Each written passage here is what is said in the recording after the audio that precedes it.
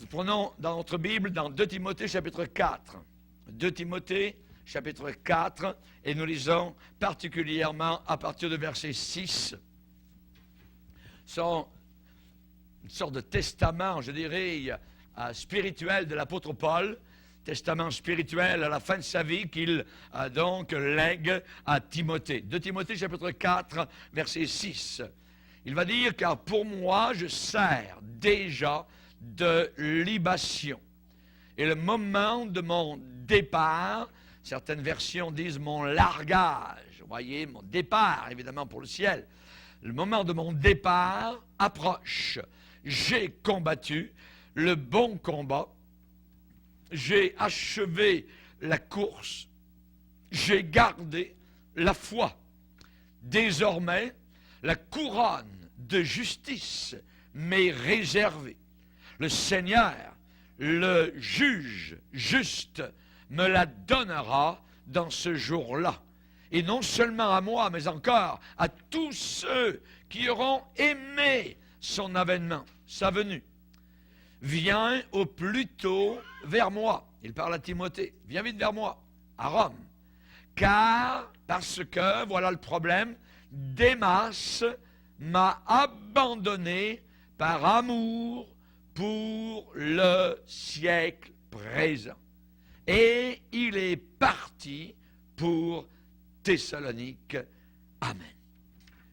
Père, nous te bénissons pour ta parole. Te demandons spécialement de toucher nos cœurs, de nous sensibiliser, Seigneur, aux périls et aux dangers qui nous guettent sur notre route chrétienne. Te demandons, Seigneur, que nous puissions faire attention, marcher avec circonspection. Tu es un Dieu qui nous a sauvés. Tu es un Dieu qui nous a aimés, qui nous aime, Seigneur. Nous te demandons particulièrement que nous puissions faire attention. Car il est vrai, Seigneur, que nous avons des exemples dans ta parole qui nous montrent que l'on peut quitter, que l'on peut se détourner, que l'on peut abandonner ta personne merveilleuse et se tourner directement vers l'enfer. Te demandons, Seigneur, que nous puissions comprendre ce matin le péril, le danger. Aide-nous à être des sentinelles qui ne dorment pas, mais qui veillent. Nous te le demandons au nom puissant de Christ Jésus. Amen. Et tout le peuple dit Amen. Amen. Vous pouvez vous asseoir, frères et sœurs. Alléluia. Gloire à Dieu. Il aurait pu être. Vous savez, c'est un souhait. Combien de personnes, au sujet desquelles il a été dit, il aurait pu devenir. Il aurait pu être ceci, il aurait pu être cela, il aurait pu faire cela, il aurait pu devenir quelqu'un de bien, et ainsi de suite. C'est très bien, mais ce sont juste des souhaits. Ce sont des bulles de savon qui éclatent très rapidement, et il ne reste que du vide. Et là, aujourd'hui, nous allons parler d'un homme qui aurait pu être, qui aurait pu devenir, mais il n'a pas été. Et n'est pas devenu. Le souhait de Jésus à une certaine église dans l'Apocalypse, puisses-tu, c'est la même chose, puisses-tu être froid ou bouillant, mais les tièdes, je les vomirai de ma bouche. Il aurait pu être. On parle ce matin d'un homme qui s'appelle Démas. Démas. Et Paul va parler de cet homme en disant, tu sais Timothée, viens vite vers moi. Tu vas m'être utile parce qu'il y a un vide. Il y a un soldat qui a quitté son poste. Il y a un apôtre, il y a un pasteur, un évangéliste, un docteur qui a quitté la course chrétienne, qui a abandonné la course. Il est parti pour Thessalonique. Il est allé là-bas où les lumières brillent, ou peut-être il avait vu une belle femme, peut-être que dans la tournée, ou dans une prédication, ou dans une église, il a fait un clin d'œil à une belle fille, peut-être que c'est cela, je ne sais pas. Il est parti pour Thessalonique, parce qu'il a aimé le monde. Et c'est là le problème. Démas m'a abandonné. Démas m'a abandonné par amour pour le siècle présent. Un amour, n'importe lequel, est toujours chassé par un plus grand amour. Et l'amour de Dieu qui était dans le cœur de Démas a été chassé par un plus grand amour, celui du monde. Aimer, retourner vers le monde pourri et sale. On appelle ça en français défection. Défection. C'est très proche d'un autre mot qui s'appelle trahison. Trahison, traître. Dans Larousse, il est dit abandonner le parti auquel on est lié. Ou encore, ne pas paraître là où l'on était attendu. Démas n'était plus là où il devait être. Démas n'était plus au rendez-vous avec le Seigneur. En temps de guerre, défection ou trahison, eh bien, peut entraîner la mort, peut être puni de mort pour avoir aidé l'ennemi, pour avoir encouragé le camp ennemi. Et en temps de guerre, c'est cour martiale, la cour martiale. Démas a abandonné l'apôtre Paul. D'autres qui se trouvaient dans l'entourage de Paul, eux, étaient restés loyaux. D'autres, comme Luc, comme Silas, comme Aquilas et son épouse Priscille, étaient restés loyaux à Paul et à son ministère. Paul avait des camarades, des compagnons d'évangélisation qui étaient autour de lui et eux ont résisté à la tentation, à l'attraction, à l'attirance d'un système mondain. Vous savez, tout le monde gravite, la terre gravite autour du soleil. Il y a des gens qui gravitent autour du péché.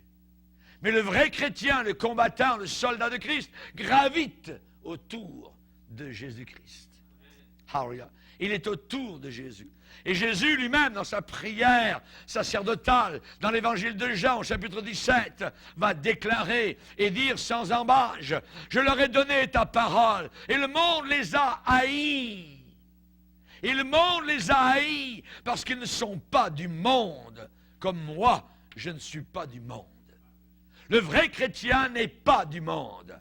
Il n'appartient plus à ce monde. Il est dans le monde, mais il n'a rien de ce monde. Il n'en veut pas. Amen. Alléluia. Jésus va dire dans l'évangile de Jean, chapitre 15, « Si le monde vous hait, sachez qu'il m'a haï avant vous. » Nous pensons à Jésus qui était accepté, aimé de tout le monde. C'est complètement faux.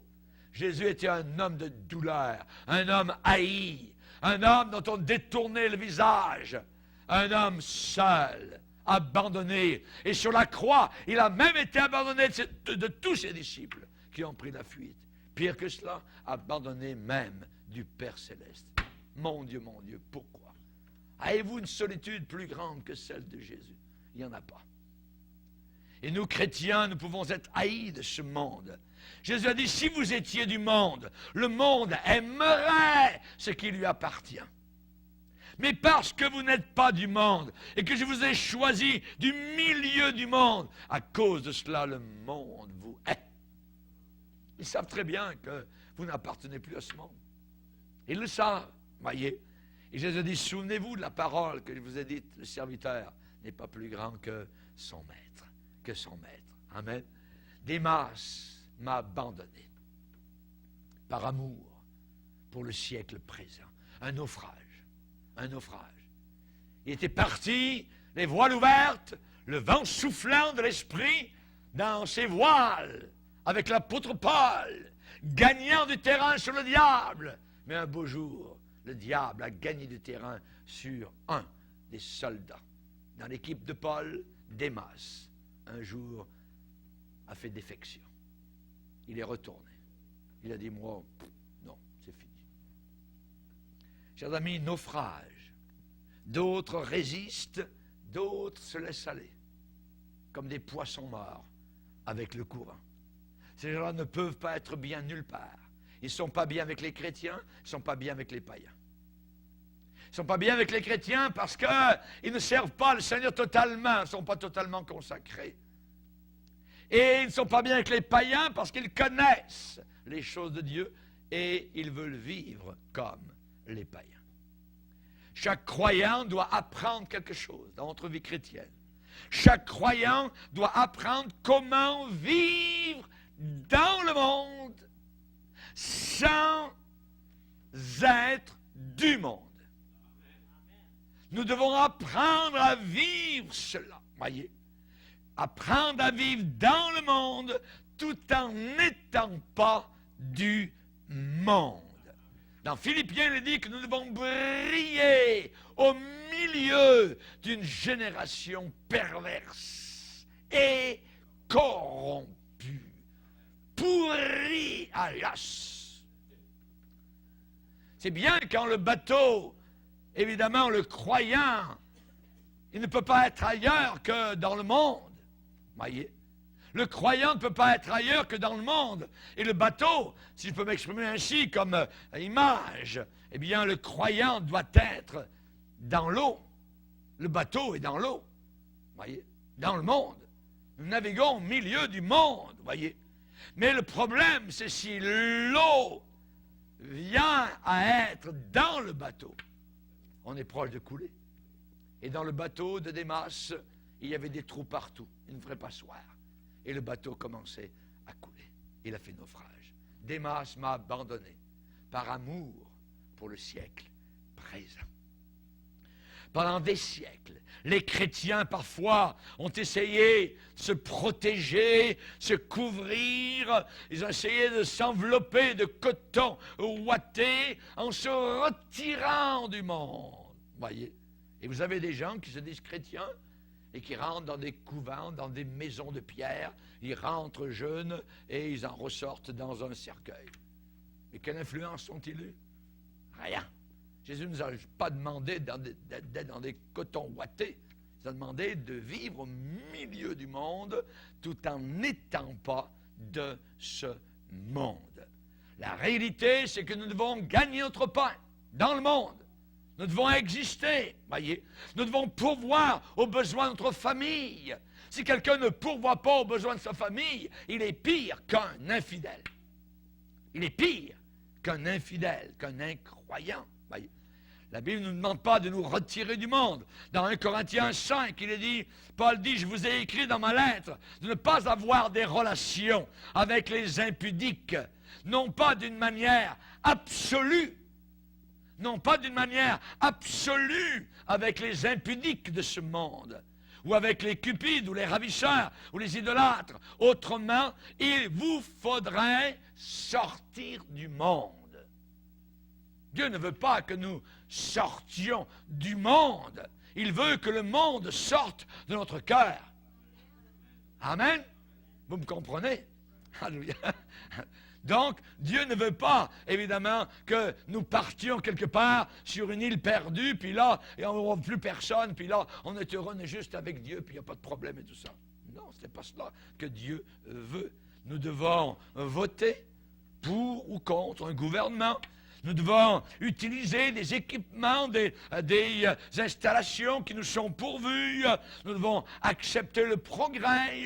Je ne pourrai jamais revenir en arrière. Une fois que vous avez goûté au micro-ondes ou au frigidaire, je ne veux plus les vieux frigidaires avec des blocs de glace comme nos grands-pères avaient. Vous voyez, on est content d'avoir ces progrès. Nous vivons dans le monde et là, il n'y a pas de problème, évidemment, avec cela. Vous voyez, nous devons accepter d'être assis dans une voiture. Vous voyez, ce sont les païens qui nous la fournissent. Merci Seigneur, très bien. Voyez, on s'assoit quand on part en mission dans des avions. C'est les païens qui nous les donnent. Merci Seigneur. Voyez, l'apôtre Paul voyageait sur des bateaux qui venaient d'Alexandrie ou d'ailleurs, tout ça. C'était les païens qui les conduisaient. Mais on se sert des moyens que, évidemment, nous avons à notre disposition. On ne sort pas de ce monde, voyez, mais le monde doit sortir de notre cœur. Dans Philippiens, l'apôtre Paul va dire, il y en a plusieurs qui marche en ennemi de la croix de Christ, c'est-à-dire en ennemi de la vie crucifiée. Nous avons une vie qui est crucifiée aux yeux du monde. On est comme des gens, je dirais, misérables. Vous n'allez plus danser, vous n'allez plus dans les bars, vous n'allez plus sucer, vous ne pouvez pas fumer, vous ne pouvez pas prendre du pot, vous ne pouvez pas convoiter, vous ne pouvez pas regarder la porno, ainsi de suite. Voyez, vous êtes les plus misérables, voyez. Non! Ils ne comprennent rien du tout, voyez. Ils vont être très malheureux s'ils allaient au ciel. Heureusement qu'ils vont aller en enfer. Ils seraient très malheureux au ciel. Au ciel, il n'y a pas un seul bar ouvert. Il n'y a pas une seule musique rock. Hein? Les anges ne chantent pas du rock, voyez, ni du heavy metal ou quoi que ce soit. Ça n'existe pas, voyez. Plusieurs marchent en ennemis de la croix de Christ. Je vous en ai souvent parlé, et j'en parle maintenant encore en pleurant. Leur fin sera la perdition.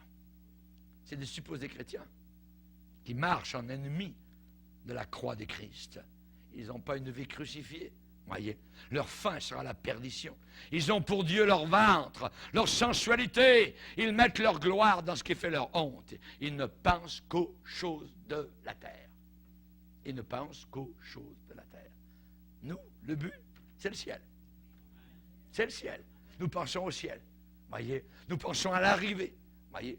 Et évidemment, il y a des combats avant d'arriver, il y a des difficultés, il y a quelques années, mais à l'échelle internationale, à l'échelle du ciel, voyez, ce bout de temps n'est quasiment rien, c'est une seconde aux yeux de l'éternité.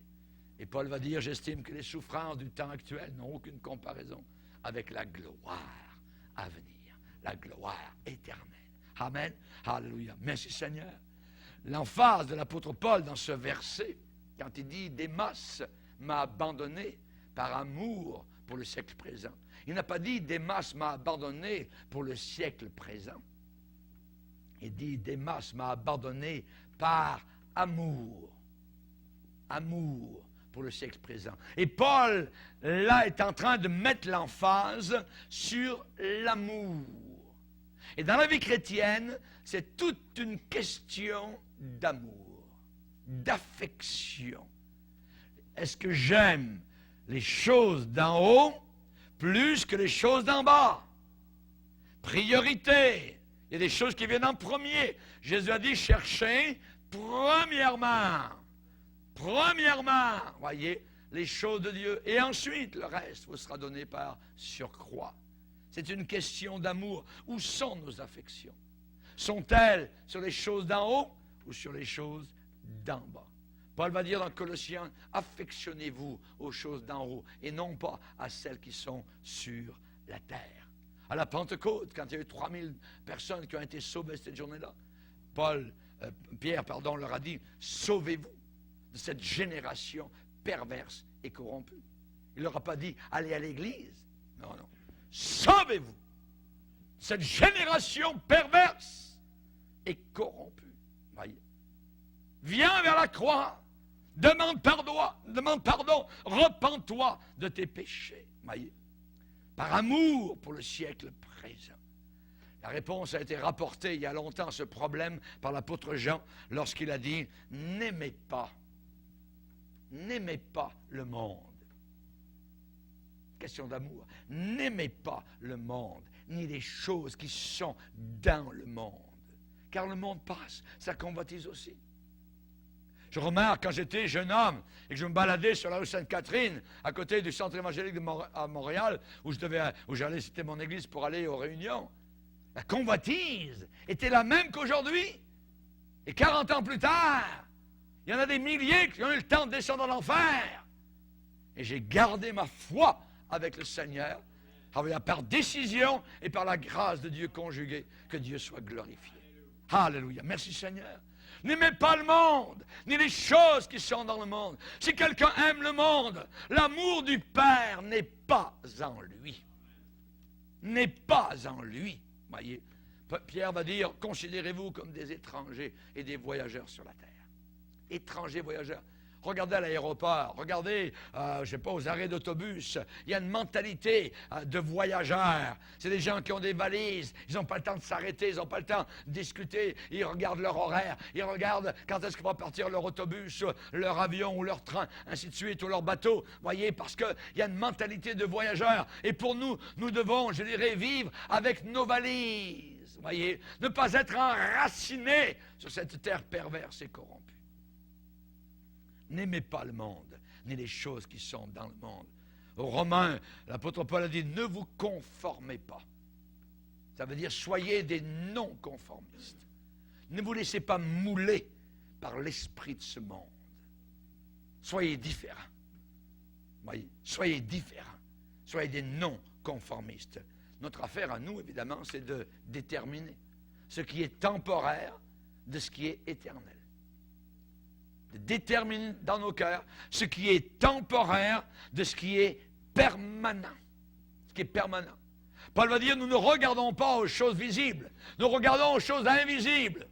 Ah, comment on peut faire ça? Vous voyez? Regardez, voir des choses invisibles. Ouais, mais on les voit pareil. Amen. Nous les voyons de loin.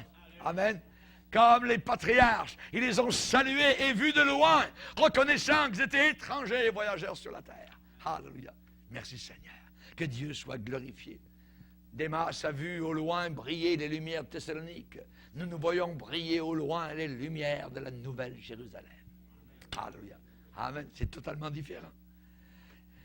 Ami du monde, ennemi de Dieu. Celui qui est ami du monde est un ennemi de Dieu. Même s'il est dans une église, même s'il a une Bible, même s'il dit j'aime Dieu, blablabla, ainsi de suite, voyez. S'il aime dans son cœur l'esprit de ce monde, c'est un ennemi de Dieu. Un ennemi de Dieu. Quelqu'un qui fait défection, quelqu'un qui est proche de la trahison, quelqu'un qui n'est pas loyal à l'esprit de la parole de Dieu. Jacques, le pasteur à Jérusalem, va dire, celui qui est ami du monde est un ennemi de Dieu. On nous dit qu'à la fin des temps, les hommes seront amis. Ça veut dire on aime. Amis de quoi? De l'argent. Ils seront amis de l'argent. Cupide. Et la cupidité est une idolâtrie. Et vous ne verrez pas une seule personne au ciel, parmi les millions qui sont là-haut, qui ont aimé l'argent. Qui ont eu l'argent comme idole. La Bible dit c'est une idolâtrie. Et dans Colossiens, chapitre 3, on nous dit qu'aucun idolâtre n'héritera le ciel. Vous voyez? Mais à la fin des temps, ils seront amis de l'argent. Ils aimeront le plaisir plus que Dieu. Oh oui, Dieu, on l'aime. Mais le plaisir plus. C'est une question, évidemment, donc de savoir, de priorité.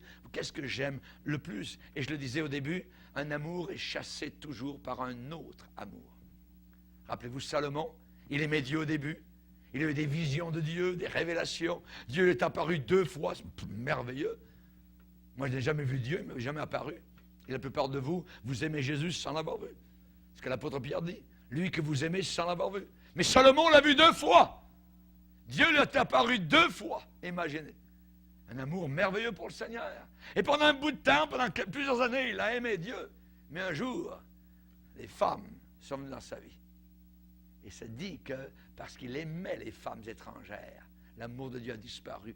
Et nous voyons cet homme à qui Dieu se révélait, à qui Dieu parlait, communiquait, en train de se mettre à genoux devant des idoles d'argent, de bronze, de fer, ainsi de suite, et d'adorer des dieux et des démons païens. Comment cela peut-il se faire? Un amour est chassé par un plus grand amour. Il aimait plus les femmes que son Dieu. Un jour, quelqu'un m'a dit, mais pasteur, l'amour c'est très bon, aimer, il faut s'aimer les uns les autres. Ouais, attends, qu'est-ce que tu aimes et qui tu aimes? Et comment tu aimes? Dans le monde, ils disent, faites l'amour et non pas la guerre. Ah non, c'est une guerre pareille. C'est une guerre. Ouais. J'aimerais vous dire que Jésus doit avoir absolument la priorité. Doit avoir absolument la priorité.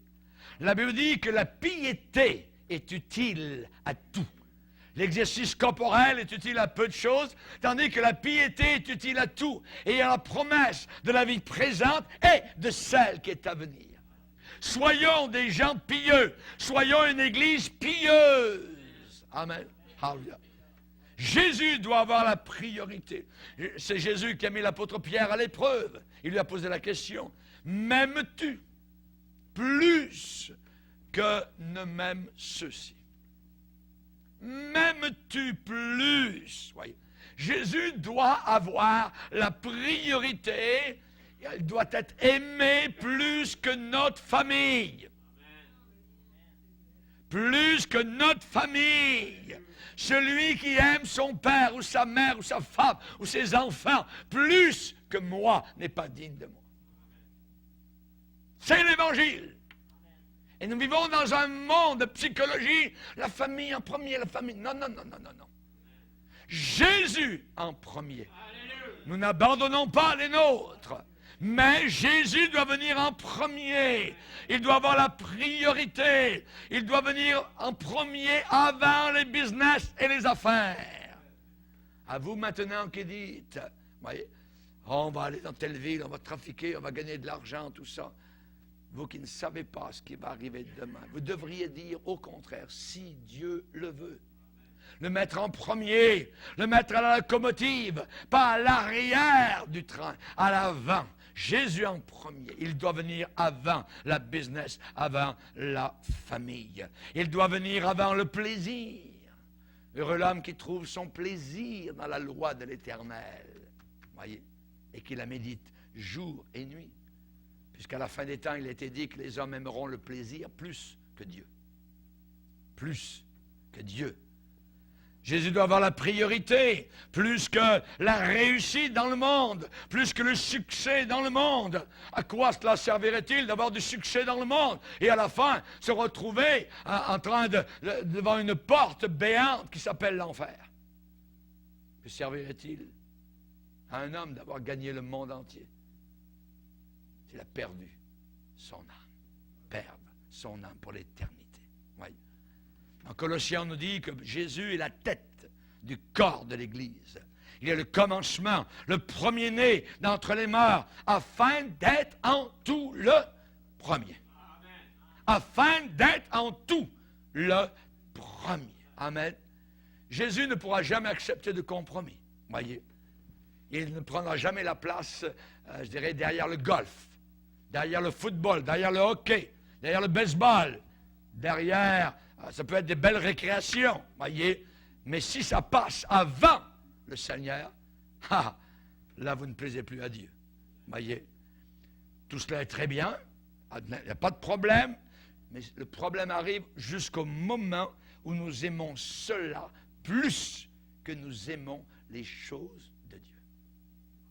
Quand nous commençons à aimer ces choses plus que Dieu, la télévision, par exemple, est un élément dangereux. Voyez, ça peut me lier, et c'est là que je suis en danger. Quand je suis lié à la boîte noire, voyez, quand cela passe avant les réunions. Oh, il y a une bonne émission ce soir, il faut que j'écoute ça. Ah, si la réunion n'a pas la priorité, là tu es en danger, mon frère et ma soeur. Ça passe avant l'étude biblique, avant le service chrétien, cela a déjà séduit ton âme. Tu as été séduit. Aimeront le plaisir plus que Dieu. C'est plaisant d'écouter une belle émission le soir, pendant que les frères sont à l'assemblée, tout ça. Vous êtes parqués devant la TV, tout ça. Voyez. Même votre place n'est pas là. Votre place, c'est d'être à la réunion. C'est d'être avec les chrétiens dans le combat chrétien. Aimeront le plaisir plus que Dieu. Vous savez, le système de ce monde, c'est très bien comment monter, exposer sa marchandise. L'éclat, la brillance, le sourire, voyez, scintillement, le charme, l'attrait est toujours là. Mais Dieu ne prendra jamais la deuxième place. Jamais. Derrière une petite balle blanche de golf. Dieu ne prendra jamais la deuxième place derrière un ballon de foot ou une rondelle de hockey ou une boîte d'où sortent des images en couleur. Jamais. Jean a observé une chose. L'apôtre a dit, le monde passe et sa convoitise aussi. Ça passe très vite. La priorité doit être sur les choses qui comptent pour l'éternité. Quand les conversations sont sur le sport professionnel, sur les spectacles, sur les acteurs, sur les musiciens de ce monde, sur les pelouses, sur le club, sur les tournois, sur la culture, sur l'écologie, et ainsi de suite. Quand c'est tout cela qui domine, l'amour du Père n'est pas en lui. L'amour du Père n'est pas en lui. Et c'est parfois une semaine éprouvante quand vous passez une semaine avec un couple païen. Ouais, c'est parce que vous, votre respire, voyez, c'est de parler de Dieu, parler de la Bible. Et là, vous avez une petite cheminée ici, là, un peu le lundi, un peu le mercredi. Quand est-ce qu'on va pouvoir retrouver la famille, vous voyez, chrétienne, parler de Jésus. Alors, il y a louer le Seigneur, chanter nos cantiques. Vous voyez, ça peut être éprouvant, vous voyez. Ça peut être très éprouvant, vous voyez. Chers amis, quand les choses du monde, voyez, passent avant le Seigneur, le processus de l'abandon a déjà débuté. Si c'est un chrétien.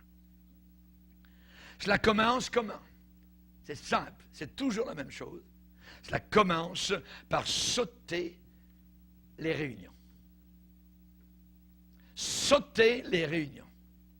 On saute les réunions de mi-semaine, ou parfois la réunion de prière, pas important. Dimanche est important, mais pas la semaine. Ouais, ça, c'est dangereux. Bien vite, ça va être la réunion du dimanche soir qui est abandonnée. Le pasteur, dernièrement, pendant l'été, a dit, il y aura une seule réunion par semaine. Vous êtes content? Vous n'acharnerez pas. C'est très dangereux. C'est une église rétrograde. Une église qui sera vomi par le Seigneur. Oui. L'assemblée des croyants commence aux yeux de la personne, aux yeux des Démas. Ça commence à sembler vieux jeu. À leur regard, l'assemblée commence à sembler vieux jeu aux yeux de ces personnes. La Bible dit, c'est écrit, n'abandonnez pas vos assemblées. Comme c'est la coutume de quelques-uns. On parle d'abandon. On parle de défection. Ça commence tranquillement. C'est le pouf, pouf, goutte à goutte. Touc, touc, touc. Une goutte à goutte sur une muraille. Vous repassez là au bout de quelque temps. La muraille est fendue. Chers amis, aux yeux des Démas, le langage chrétien semble distant. Oh, arrête de parler de la Bible, Jésus, arrête.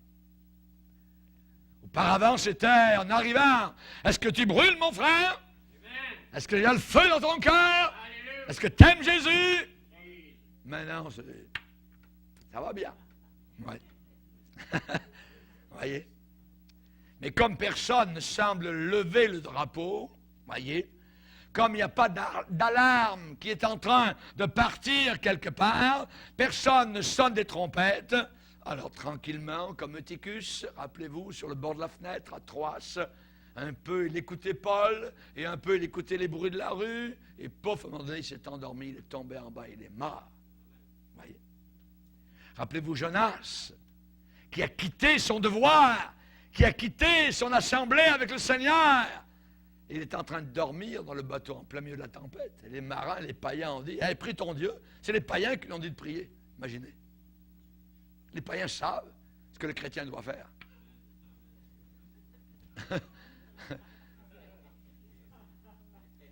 L'apôtre Pierre, pendant que Jésus était en train de prier, là-bas, au fond de l'assemblée, au fond du jardin, au fond, là, il y en avait 3-4 qui étaient là en train de dormir. Pas étonnant que plus tard, Pierre a dit à la jeune fille, je ne le connais pas, je ne le connais pas. Quand vous ne priez pas, vous trahissez. Et c'est la raison pour laquelle l'apôtre Jésus a dit à l'apôtre Pierre, veillez et priez afin que vous ne tombiez pas dans la tentation. vous ne tombiez pas dans la tentation. Il était incapable. Incapable. C'est uniquement la prière et la communion avec Dieu qui nous aident. Ce n'est pas nos forces, ce n'est pas nos intentions, ce n'est pas notre bonne volonté. Non, non, non, non, non. C'est la vie avec Dieu. C'est le Saint-Esprit qui nous aide.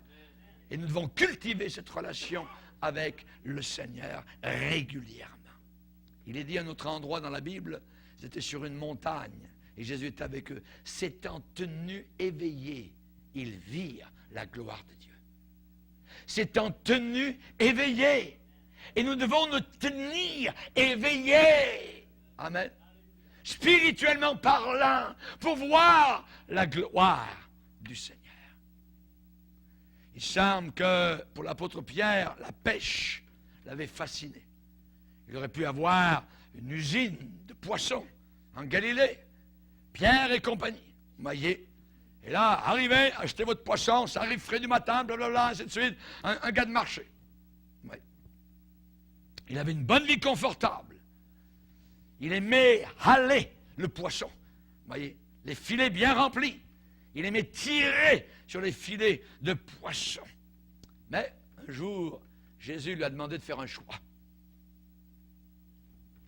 Est-ce que les guérisons miraculeuses allaient surpasser sa satisfaction personnelle d'avoir pris le plus gros poisson de toute la mer de Galilée?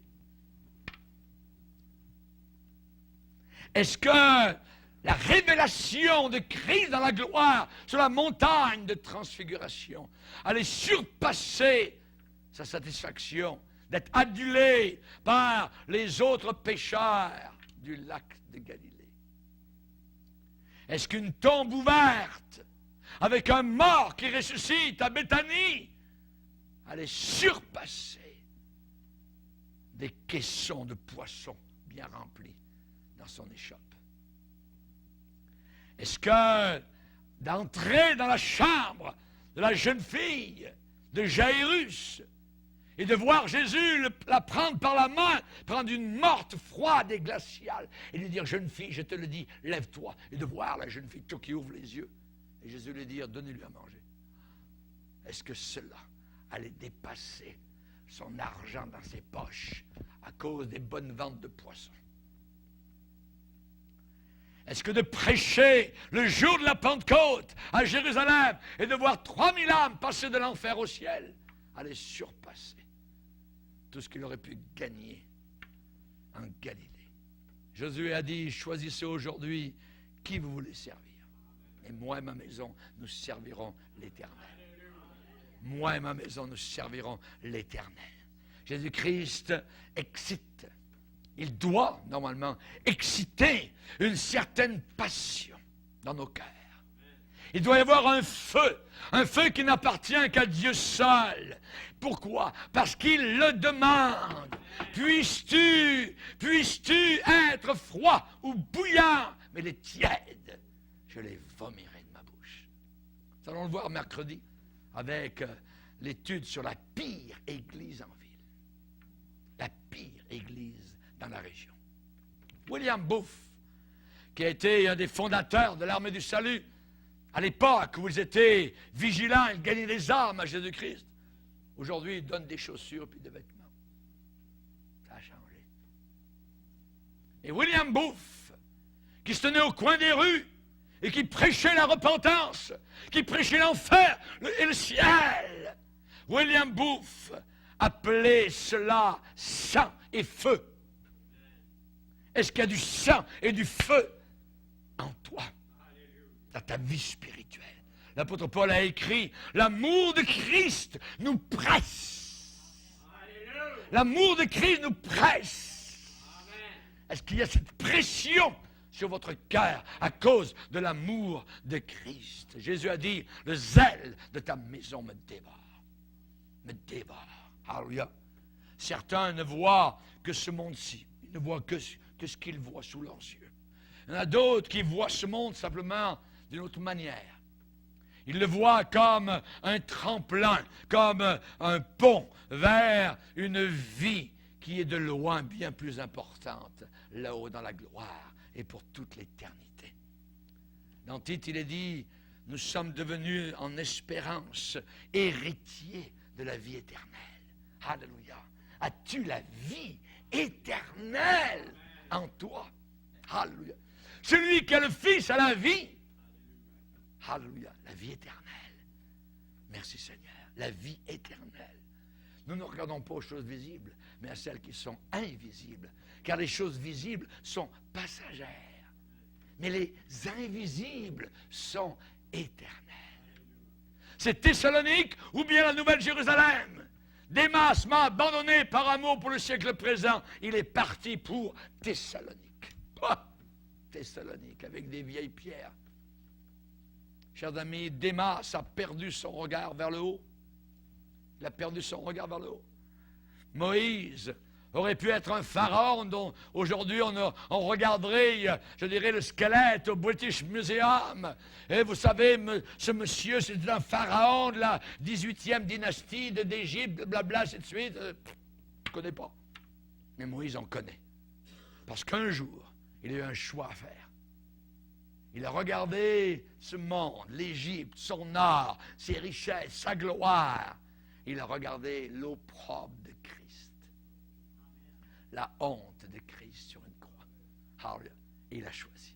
Il a délaissé. Il aurait pu devenir un pharaon.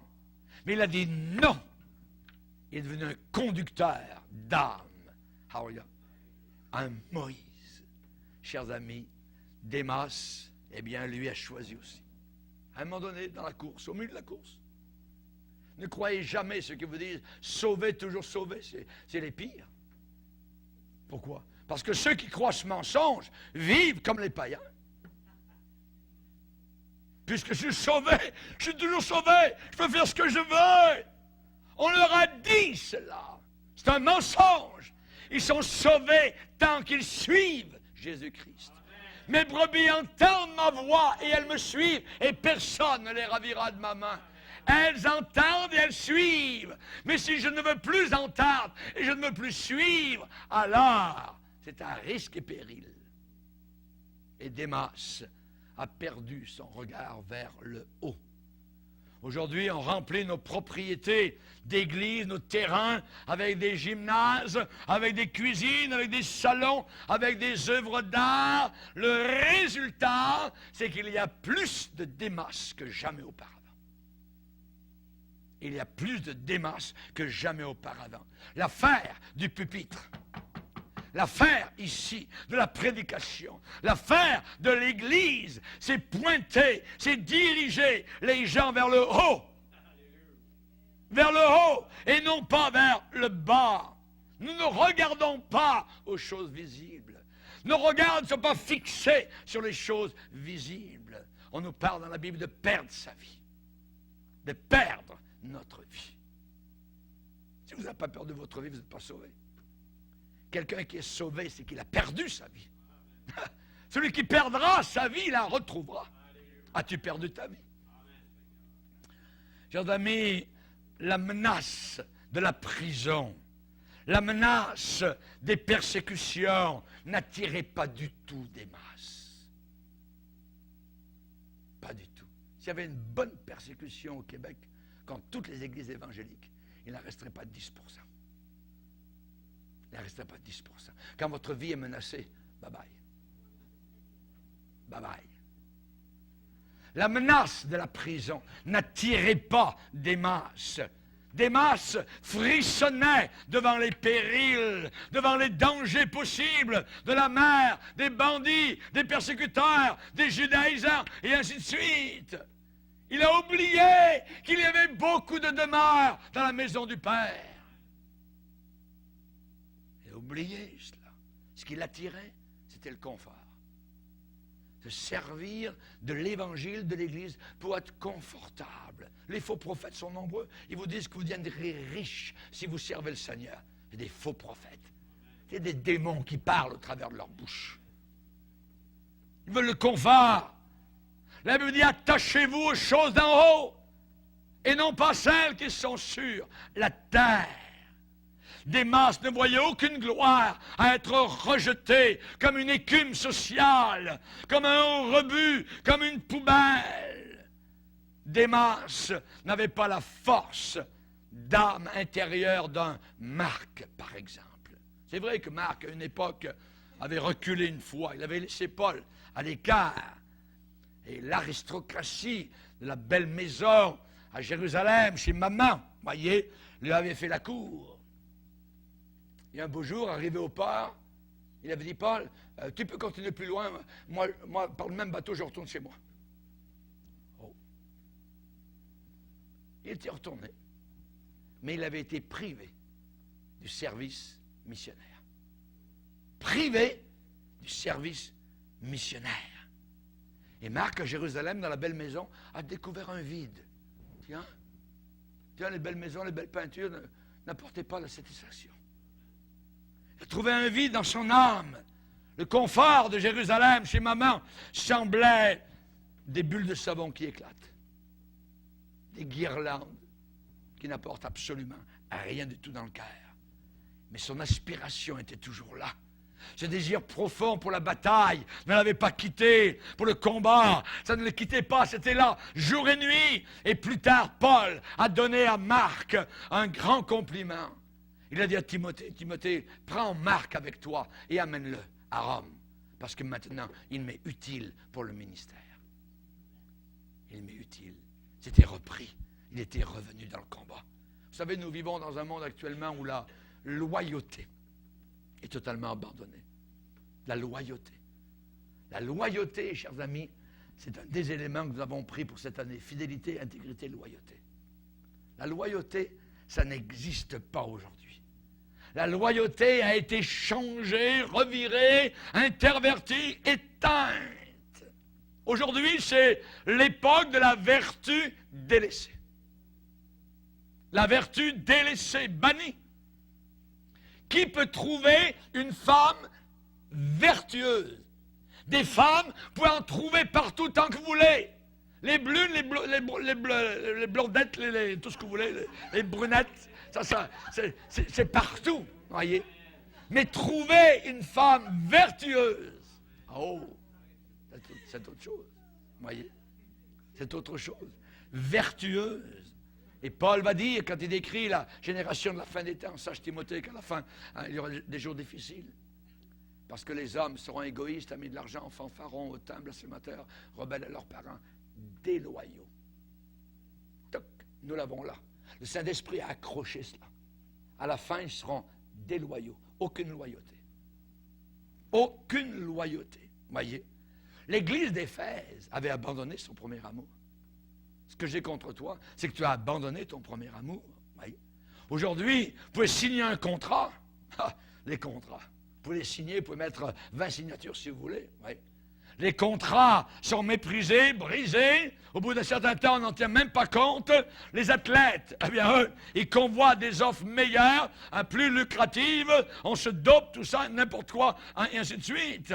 On va être capable de tourner le dos sur des amis, sur des parents, sur des organisations qui ont investi avec patience dans ces gens-là qui les ont aidés à développer. Et une fois qu'ils sont développés, bye-bye, merci, crash sur la personne. Le mariage. Le mariage aujourd'hui n'est même plus une alliance sacrée. Ce n'est plus une alliance sacrée. C'est une comédie ou une tragédie. Aujourd'hui, on est capable de sauter d'un lit à un autre, comme cela très rapidement. Il n'y a aucun problème. Sans rougir.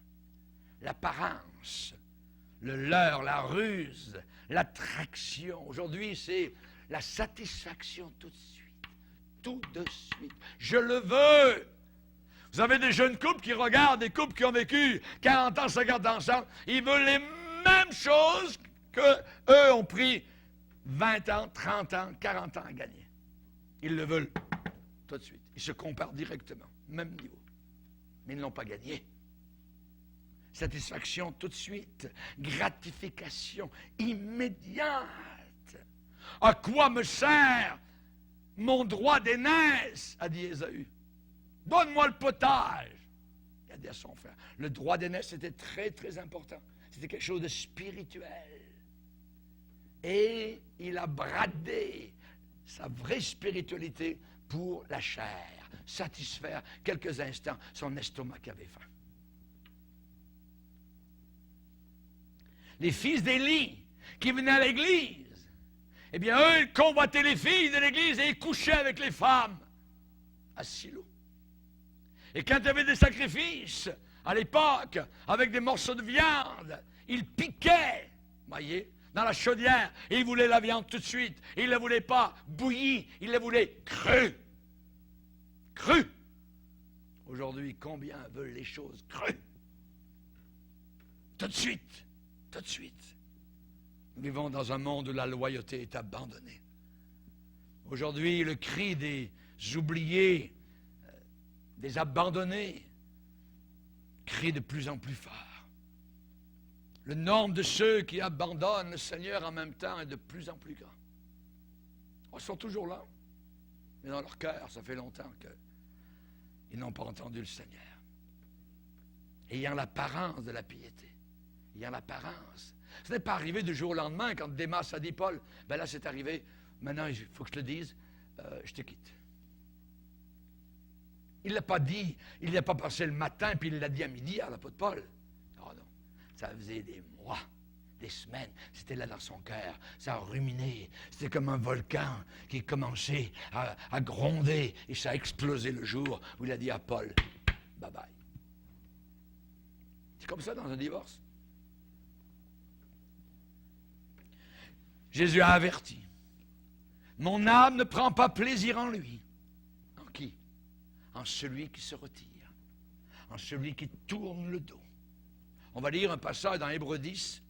Hébreux chapitre 10, verset 36.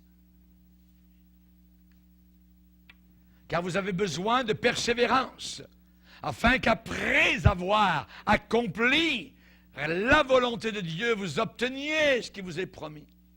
Encore, un peu de temps. Celui qui doit venir viendra, et il ne tardera pas. Et mon juste vivra par la foi. Mais s'il se retire, mon âme ne prend pas plaisir en lui. Nous ne sommes pas de ceux qui se retirent pour se perdre. Ils ont été sauvés et ils se retirent et ils vont où? À la perdition. Nous ne sommes pas de ceux qui se retirent pour se perdre, mais de ceux qui ont la foi pour sauver leur âme. Amen. Alléluia. Attention à la tiédeur, ni chaud ni froid, c'est très dangereux. Quand on suit Jésus de loin, l'apôtre Pierre l'a fait, il a trahi le Seigneur. Voyez, on peut se référer toujours à Démas le déserteur. Un déserteur. Voyez, dans l'armée, chez la police militaire, on ne se repose pas jusqu'à ce que cette personne soit retrouvée. Et on l'amène enchaînée, menotte au poing, pour faire face au procès et à la punition. En temps de guerre, c'est le peloton d'exécution pour celui qui trahit, pour celui qui fait défection, qui se retire. C.M. Ward, qui était un grand homme de Dieu, qui est au ciel maintenant, a raconté, et je termine avec cela. Il dit, je me rappelle d'un déserteur dans l'église de mon père à Toronto. Lui et sa famille étaient très proches de nous. Sa fille aînée était pianiste à l'église Pentecôte. Le monsieur travaillait pour une compagnie de souliers prestigieuse au Canada. Son employeur, un jour, lui offrit l'appât d'une avance sociale et financière s'il renonçait à sa fraternité pentecôtiste. Et il dit, C.M. Ward dit, il était jeune homme, il est devenu pasteur plus tard, il dit, la décision de monsieur a fait sur moi une impression indélébile sur toute ma vie. J'étais un adolescent à cette époque. Et au souper, un soir, mon père entendait frapper à la porte. C'était lui. Le monsieur avait toujours été bienvenu chez nous. Ce soir-là, il annonça sa renonciation, son reniement. il tournait son dos sur nous. Il ne pouvait plus maintenant se permettre d'être vu avec nous s'il voulait avancer dans les affaires et acquérir plus d'argent. Il a décidé dans un moment terrible que le baptême dans le Saint-Esprit n'avait pas la valeur des appâts, des richesses de ce monde présent et du siècle présent. Mais Dieu pensait autrement. Dieu a dit, mes pensées ne sont pas vos pensées. 1 mois, dit-il, ne s'était pas encore écoulé qu'il tomba mort en chargeant des chaises au Massey Hall à Toronto. Ça nous dit quoi? Ça nous dit que Dieu n'accepte pas gentiment un reniement d'affection. Mon âme ne prend pas plaisir en lui. Baissons nos têtes et prions.